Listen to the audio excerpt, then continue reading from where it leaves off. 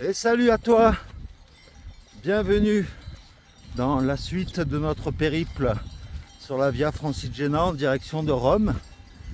Et aujourd'hui donc on quitte le village de Les Fours pour se diriger dans un premier temps vers Jougne.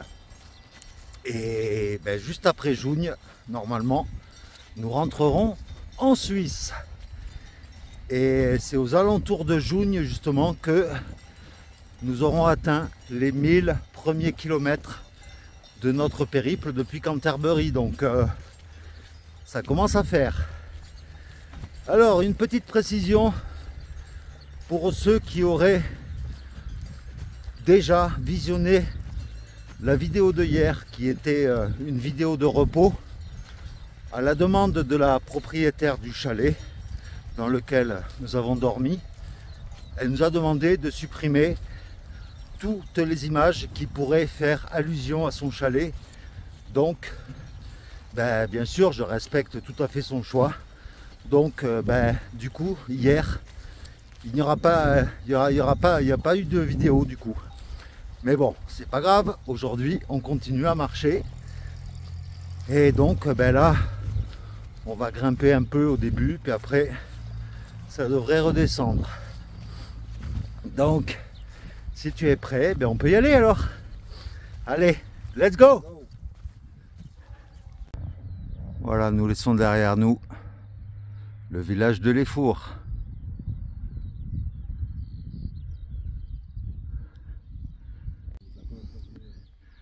Voilà, comme tu peux le voir, il y a des remontées mécaniques. Donc ça veut dire que en hiver, on peut skier ici. Bon, apparemment, tout comme avant-hier, le tracé a encore été modifié par rapport au tracé de l'application. Sauf que là, on nous dirige au milieu des prés. Et après, plus de balisage, plus rien. Donc c'est bien de modifier le tracé, mais bon, il faudrait peut-être que le balisage soit fait jusqu'au bout, parce que là, on prend un chemin, on ne sait même pas si on prend le bon chemin. Donc voilà quoi.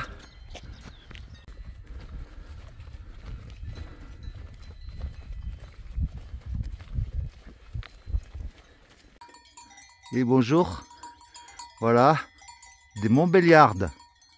C'est des vaches qui servent à faire le comté. Bon là, le nouveau tracé, là, c'est de la merde. Parce que on nous dit au bout du champ de tourner à gauche, sauf qu'il y a de la clôture électrique jusqu'en haut là-haut. Et il n'y a aucun balisage après. Puis c'est même pas un chemin quoi.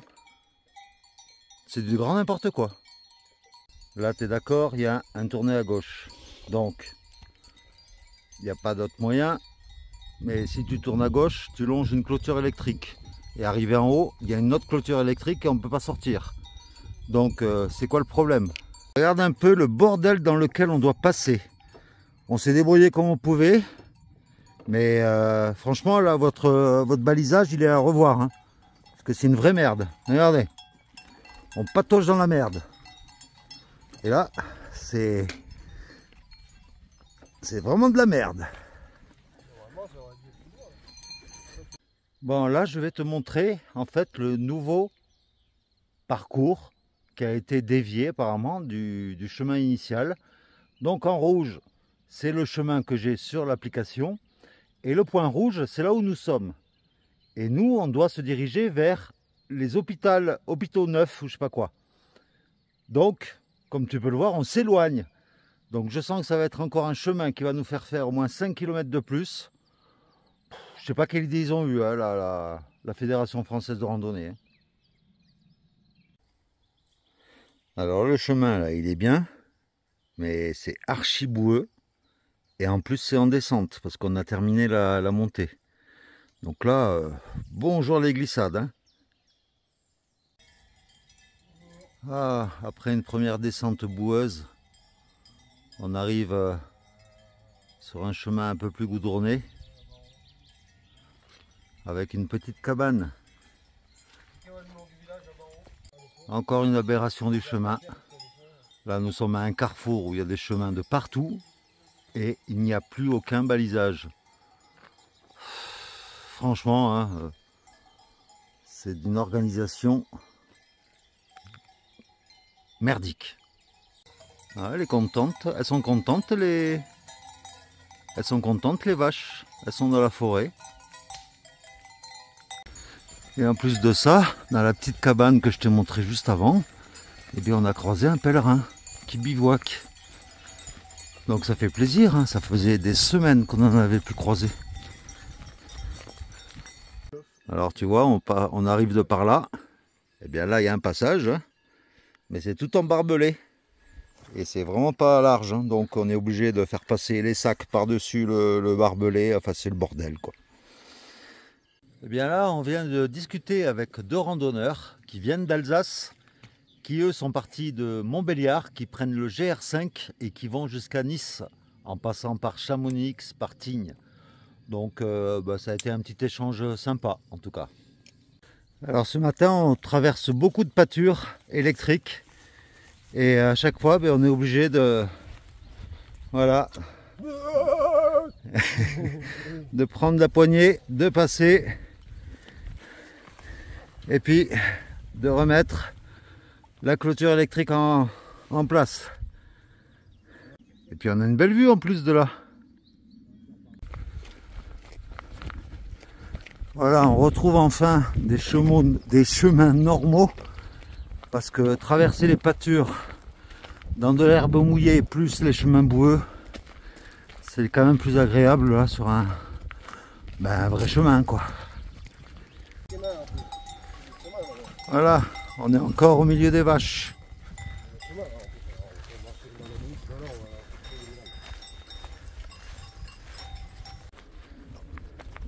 Ce qui est cool, c'est qu'en traversant toutes ces pâtures de vaches, eh bien, on a l'impression d'être dans l'Aubrac. Moi, l'année dernière, dans l'Aubrac, j'avais pas eu l'occasion de traverser les pâtures avec le bétail, puisque c'était trop tôt. Eh bien voilà, cette année, j'ai l'occasion de faire un peu la même chose. Voilà, nous commençons à entamer notre descente vers les deux villages qui s'appellent les Hôpitaux Vieux et les Hôpitaux Neufs. Comme l'autre jour, les petits fours et les fours. Il est mignon ce petit chalet. Eh bien regarde, tu as le même grandeur nature. Ça c'est du chalet. Et on continue toujours notre descente. Lentement mais sûrement. Et voici d'abord les Hôpitaux Vieux.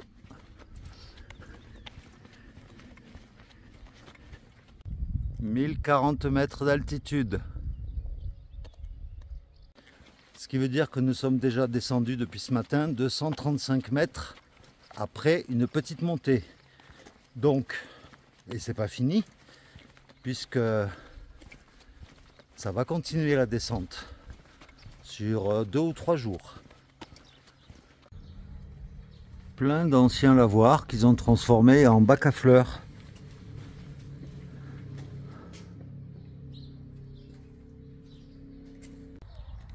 Ce que tu vois là, c'est une boîte aux lettres. C'est original, hein? Et maintenant, les Hôpitaux Neufs. Avec un joli petit village de montagne.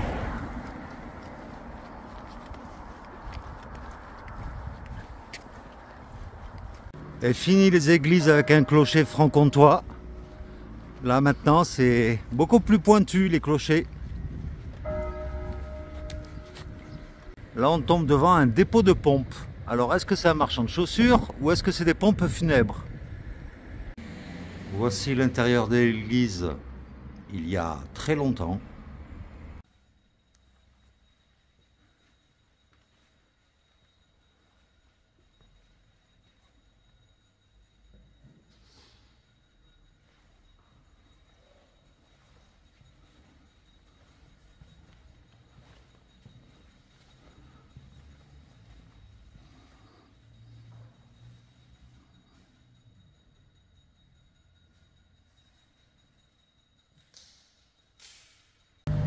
Nous voilà rendus au col de Jougne. Et ici, c'est la ligne de partage des eaux entre le bassin du Rhin et le bassin du Rhône. Donc, d'un côté, ça va vers le nord. Et de l'autre côté, là, en face de toi, ça va vers le sud. Et nous voilà arrivés à Jougne, qui est le village étape, la dernière étape d'ailleurs en France, puisque dans 3 km, nous serons en Suisse. Voilà, nous sommes exactement à 1000 mètres d'altitude. Et nous traversons le village de Jougne toujours.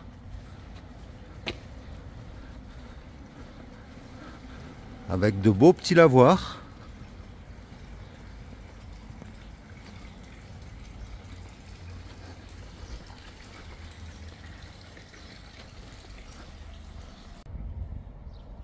Qu'est-ce que c'est vallonné?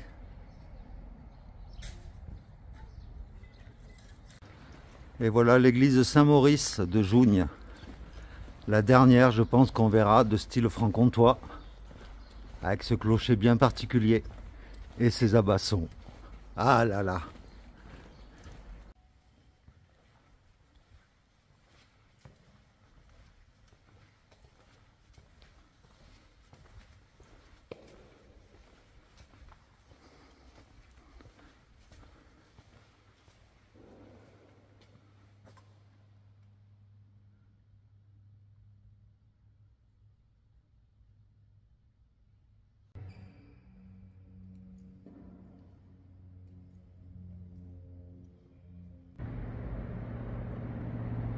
Regarde un peu ces montagnes.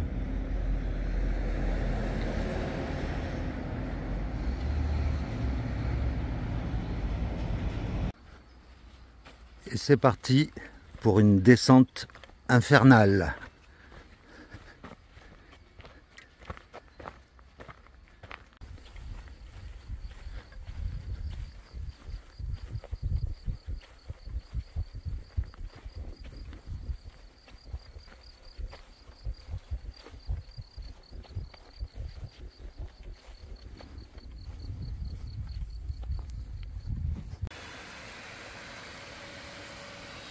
Voilà, depuis Jougne, nous constatons un nouveau balisage, le Petit Pèlerin.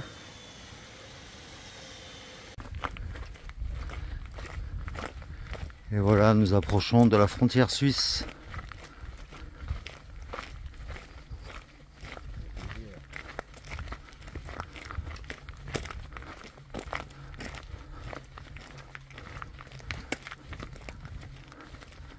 Attention, douane, passage interdit. Ah, on passe ou on passe pas?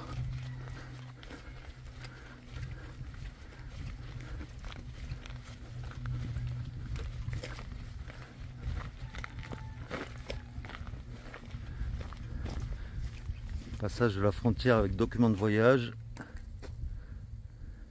Bon, ben on va voir. Il y a quelqu'un?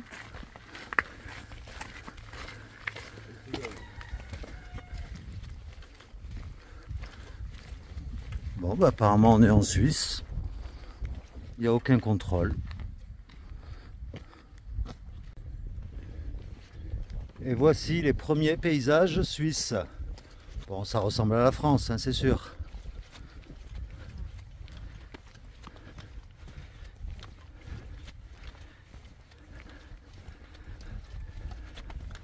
Bon, en tout cas, il faut savoir que là, à l'instant, nous venons de franchir non seulement la frontière suisse, mais en plus de ça, nous venons de franchir la barre symbolique des 1000 premiers kilomètres sur la Via Francigena.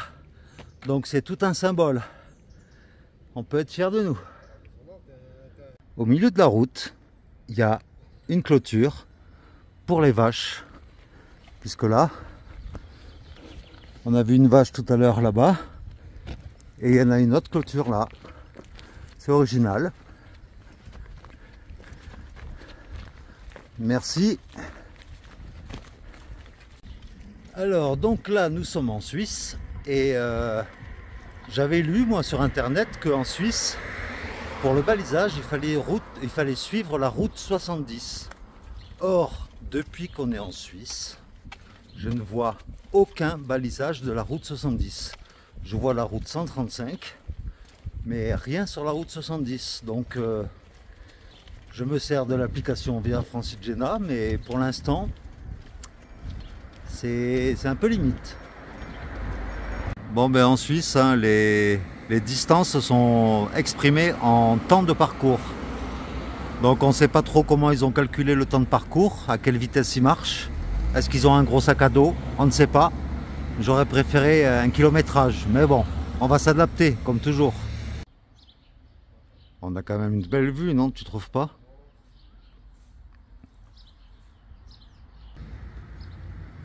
Et voici donc l'église de Balègue. Premier village en Suisse où on va se poser pour la nuit. À côté de l'église. Bon, et vu que ce midi on n'a pratiquement rien à manger, donc ce soir on se fait des nouilles chinoises que nous avaient donné Pascal et Marie-Hélène. Donc on va goûter ça sous forme de soupe. Voilà, c'est comme des repas lyophilisés quoi. Et dedans il y a un sachet d'huile et d'assaisonnement. Mais on n'a pas encore planté la tente parce qu'on a trop faim. Et puis vu qu'on est en Suisse, on ne sait pas trop les règles, donc on préfère attendre un peu avant de planter les tentes. Alors ce matin, les deux pèlerins qu'on a croisés croyaient que j'étais le père et que c'était mon fils. Parce qu'il y avait un air de ressemblance. Franchement, est-ce qu'on se ressemble?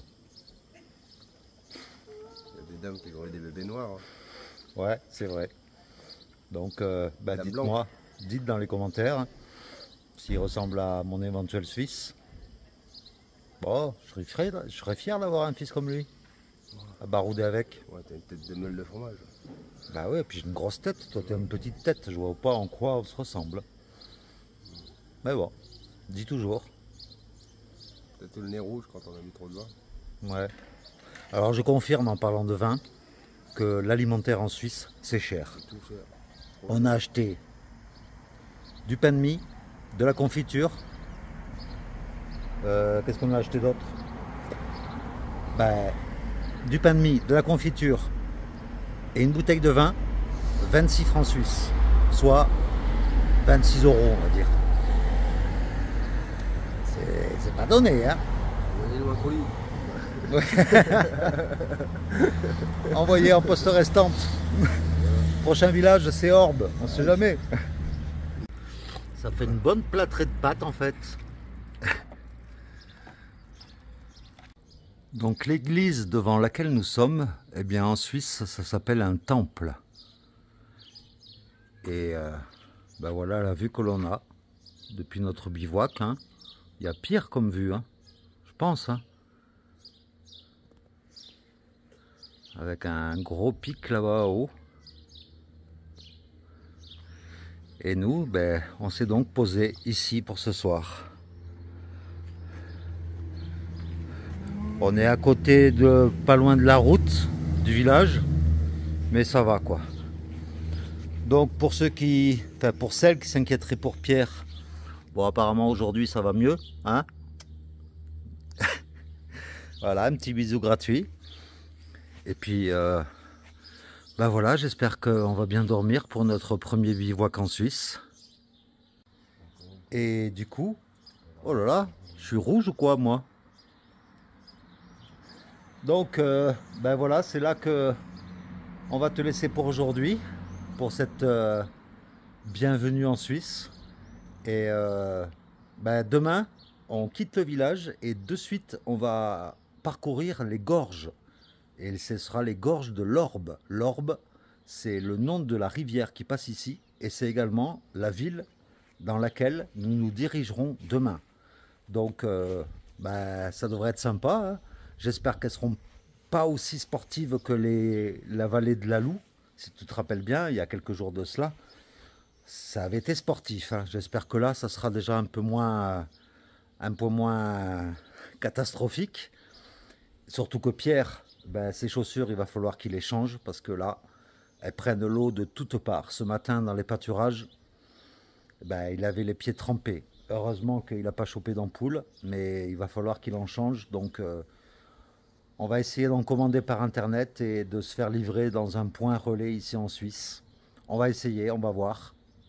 Mais dans tous les cas, eh bien, je te souhaite en tout cas plein de bonnes choses. Je me mets juste en face de Pierre pour qu'il m'accompagne pour te faire au revoir. Voilà. Et puis, on te dit à demain pour de nouvelles aventures. Ça marche? Allez, ciao!